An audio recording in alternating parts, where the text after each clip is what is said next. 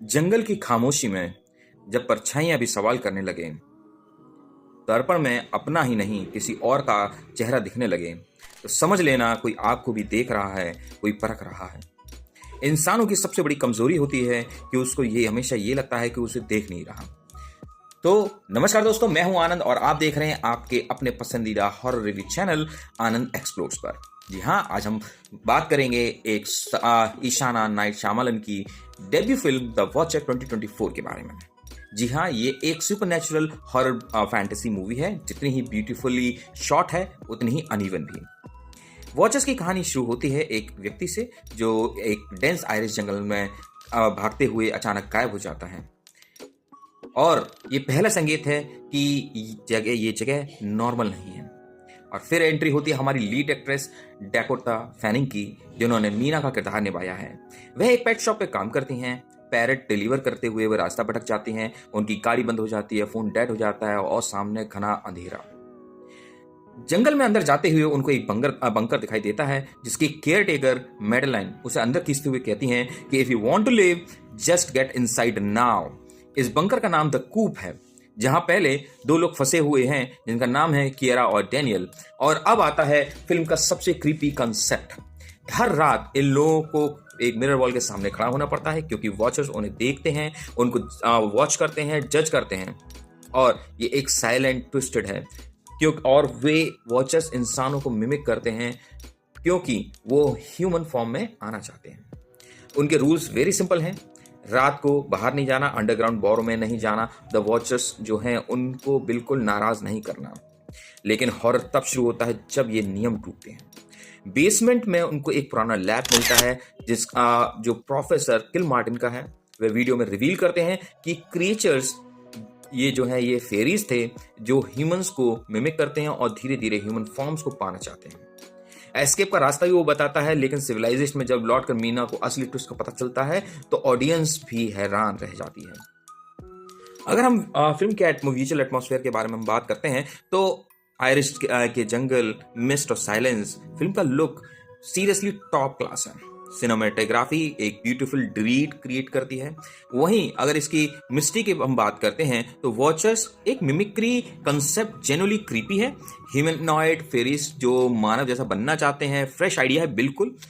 Dakota fanning की अगर performance की बात करें तो पूरी फिल्म में ऐसा लगता है कि पूरी फिल्म उन्हीं के कंधों पर चल रही है। तो no doubt subtle, scared and believed का परफेक्ट कास्टिंग उन्होंने दी है।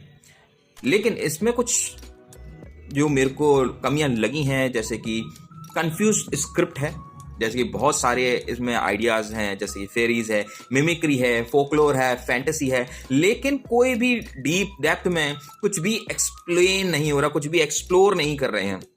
पेसिंग स्लो है, सीन्स जरूरत से ज्यादा लंबे हैं, हॉरर थोड़ा कम है और रिपीटेशन कुछ ज्यादा ही लगा है मुझे।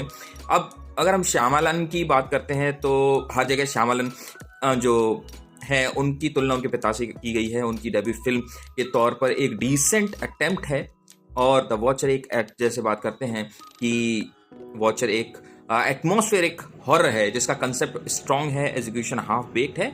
लेकिन अगर आप स्लो बर्न मिस्ट्रीज है, फियरी और फोकलोर और अनसेटलिंग मिरर क्रिएचर्स वाइब्स आती हैं इसमें, और एक आर्टिस्टिक विजुअल पसंद है तो ये ठीक ठीक लगेगी। लेकिन अगर आप फास्ट पेस और हाई स्केयर्ड मूवी चाहते हैं तो मैं ये कहूँगा ये मूवी आपको बिल्कुल एवरेज लगेगी। IMDb ने इसकी रेटिंग जो है 5.7 आउट ऑफ 10 दी है, बट मैं इसको देना चाहूंगा only 5 out of 10। Idea decent है, नो डाउट, फ्रेश आइडिया लगा है, आइडिया डिसेंट है, लेकिन इसका जो एग्जीक्यूशन है वो मुझे काफी कंफ्यूजिंग लगा है। कैरेक्टर्स एक दूसरे से कनेक्ट नहीं कर पा रहे हैं, कई सीन जो हैं वो अनएक्सप्लेन्ड लगे हैं मुझे। तो अगर लेकिन फिर भी मैं आपसे कहूंगा कि एक बार वन टाइम वॉच मूवी है, डेफिनेटली उन्होंने अपना 100% दिया है। मूवी मतलब सिनेमाटोग्राफी की हम बात करते हैं, कुछ जंप स्कार हैं थोड़े बहुत, ज़्यादा नहीं कहेंगे, बस थोड़े बहुत हैं। लेकिन जब इनके बारे में बात आती है कि कंसेप्ट अगर देखा जाए तो ये बिल्कुल ही नया कंसेप्ट दिखा कि कुछ फेरीज को लेके कुछ लेके आई हैं, जो कि अभी तक मैंने अभी इस तरीके से नहीं देखी है मूवी, कि जो कुछ फेरीज को लेके आई हैं जो उनको मिमिक करके ह्यूमनॉइड बनने की कोशिश कर रही हैं और समाज में वो रह रही हैं। इस तरीके के ये कंसेप्ट है, बहुत ही अच्छा कंसेप्ट है, तो एक बार मूवी को जरूर देखना बनता है। जी, और अगर आपको मेरा ये रिव्यू पसंद आए तो हमेशा की तरह लाइक, सब्सक्राइब और शेयर जरूर करें हमारे यूट्यूब चैनल आनंद एक्सप्लोर्स पर, जहां हर बार हर फिल्म का ईमानदार, मजेदार और हटके रिव्यू मिलेगा। और हाँ, आप बताइए कि आपके हिसाब से वॉचर का कौन सा कंसेप्ट सबसे ज्यादा डरावना लगा, जैसे कि मिरर वाला, क्रिएचर की मिमिक्रीज या जंगल का आइसोलेशन। कमेंट में बताइए, मैं हर कमेंट जरूर पढ़ता हूं। मिलते हैं अगले रिव्यू में, तब तक स्टे क्यूरियस, स्टे सेफ और याद रखना, कहीं ना कहीं कोई तो तुम्हें देख रहा है। Till then, bye bye.